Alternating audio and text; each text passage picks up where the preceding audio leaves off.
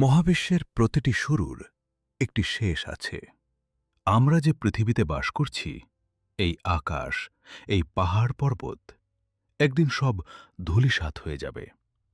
সেই দিনটিই হল ইয়াউমুল কিয়ামা বা কেয়ামতের দিন।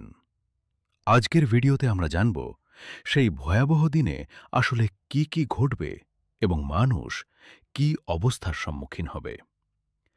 কেয়ামতের সূত্রপাত হবে হজরত ইসরাফিল আলাইহিসসালামের শিঙ্গায় ফুঁ দেওয়ার মাধ্যমে। প্রথম ফুঁ দেওয়ার সাথে সাথেই মহাবিশ্বের সবকিছু কম্পিত হবে। পাহাড়গুলো ধুনো তুলার মতো উড়বে, সমুদ্রের পানি উত্তাল হয়ে আগুনের রূপ নেবে এবং আকাশের নক্ষত্রগুলো খসে পড়বে। পৃথিবীতে যা কিছু জীবিত আছে সব মৃত্যুবরণ করবে। একমাত্র মহান আল্লাহ ছাড়া আর কেউ অবশিষ্ট থাকবে না।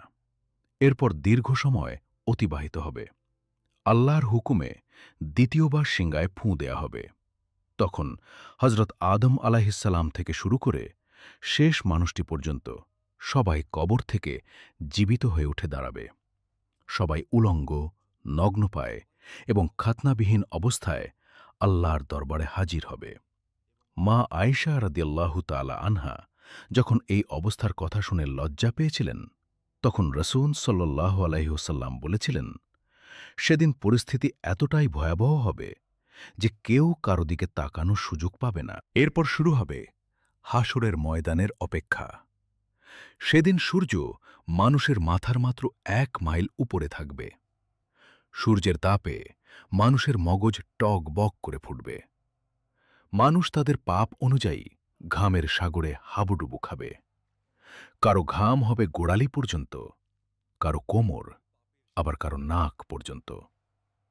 মানুষ এই অসহনীয় কষ্ট থেকে বাঁচার জন্য নবীদের কাছে সুপারিশের জন্য দৌড়াবে, কিন্তু সবাই বলবে, ইয়ানফাসি, ইয়ানফাসি। আজ আমি নিজেকে নিয়ে চিন্তিত। তবে সুসংবাদ তাদের জন্য যারা দুনিয়াতে আল্লাহর হুকুম মেনে চলেছে। হাসরের সেই ভয়াবহ দিনে মহান আল্লাহ 7 শ্রেণীর মানুষকে তার আরশের বিশেষ ছায়ায় আশ্রয় দেবেন। এর মধ্যে রয়েছে ন্যায়পরায়ণ শাসক এবং সেই যুবক যে তার যৌবন আল্লাহর এবাদতে কাটিয়েছে। এরপর শুরু হবে হিসাব নিকাশ। প্রত্যেক মানুষের হাতে তাদের আমলনামা দেওয়া হবে। যাদের আমলনামা ডান হাতে দেওয়া হবে তারা সফলকাম, তাদের জন্য থাকবে সহজ হিসাব।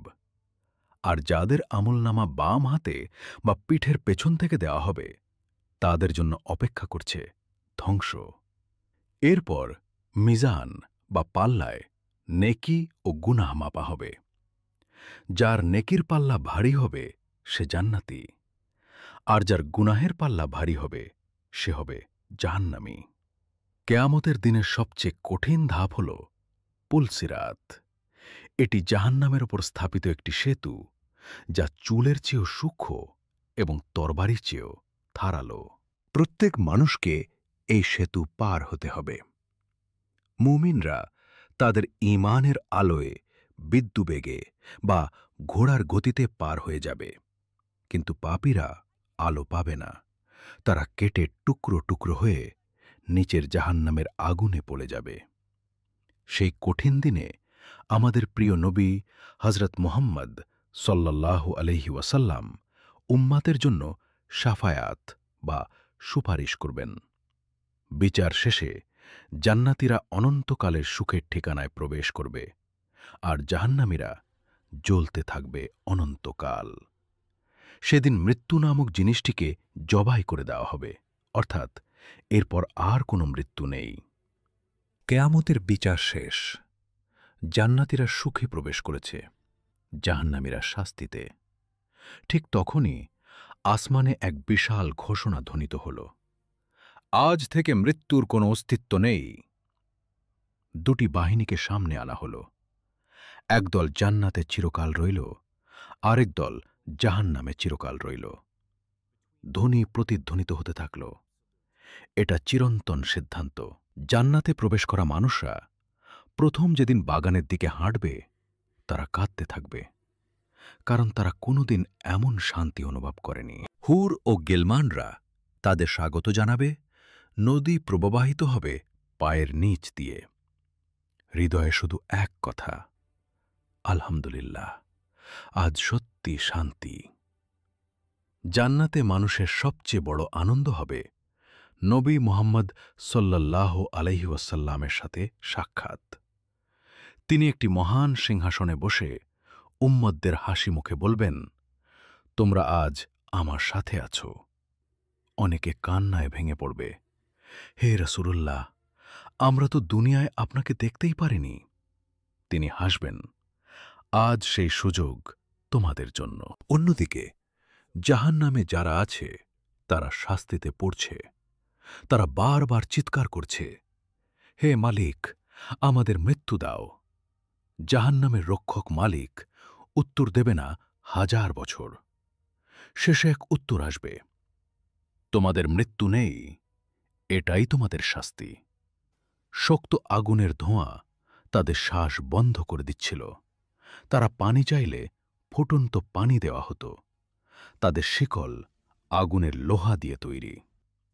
একদিন জান্নাতীরা একটি মহান ঘোষণা, আজ তোমাদের জন্য একটি বিশেষ দাওয়াত আছে। তারা একটি বিশাল নূরময় সমতলে জড়ো হবে। হঠাৎ একটি আলো আসমান থেকে নেমে আসবে। এটি পৃথিবীর আলো নয়, সূর্যের নয়, এটি আল্লাহর নূর। মানুষ সেই নূর দেখে সিজদায় পড়ে যাবে, আর আল্লাহ তাআলা তাদের সঙ্গে কথা বলবেন। তোমরা কি সন্তুষ্ট? তারা বলবে, হে আল্লাহ, আমরা আর কি চাই, আপনি আমাদের ক্ষমা করেছেন।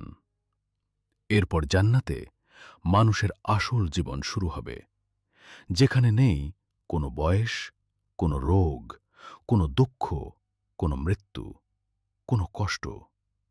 মানুষ নিজের প্রাসাদ, নিজের বাগান, নিজের ফল, নিজের পরিবার নিয়ে সুখে থাকবে। এটাই চিরন্তন আনন্দ। কিছুদিন পর জান্নাতীরা দুনিয়ার কষ্টগুলো সব ভুলে যাবে। তাদের মনে শুধু শান্তি, শুধু সুখ। এক ফেরেশতা জিজ্ঞেস করবে, তোমরা কি দুনিয়াকে মনে করো? মানুষ বলবে, ওটা তো ছিল স্বপ্নের মতো, ক্ষণিক। আজ আমরা সত্যিকার জীবনে আছি। জাহান্নামে মানুষরা ফেরেশতাদের অনুরোধ করবে, এক ফোঁটা পানি দিন, এক মুহূর্তের জন্য আগুন কমান। কিন্তু ফেরেশতারা বলবে, দুনিয়ায় তোমরা আল্লাহকে ভুলে গেলে, আজ আল্লাহ তোমাদের ভুলে গেছেন। অবশেষে আসমানে একটি ঘোষণা হবে। এটা হলো আল্লাহর চূড়ান্ত সিদ্ধান্ত। জান্নাতীরা চিরকাল জান্নাতে, জাহান্নামীরা চিরকাল জাহান্নামে। আর এমন একটি নীরব শান্তি জান্নাতে নেমে আসবে, যা মানুষের হৃদয়কে কাঁপিয়ে দেবে। প্রিয় দর্শক, কেয়ামতের দিনটি কতই না ভয়াবহ, অথচ আমরা দুনিয়ার মোহে পড়ে সেটিকে ভুলে আছি। আসুন আমরা তওবা করি এবং সেই দিনের জন্য প্রস্তুতি নিই। হে আল্লাহ, আপনি আমাদের হাসরের ময়দানে লজ্জিত করবেন না এবং আমাদের ডান হাতে আমলনামা নসিব করবেন। আমিন। ভিডিওটি শেয়ার করে দ্বীনের প্রচারে অংশ নিন। আল্লাহ হাফেজ।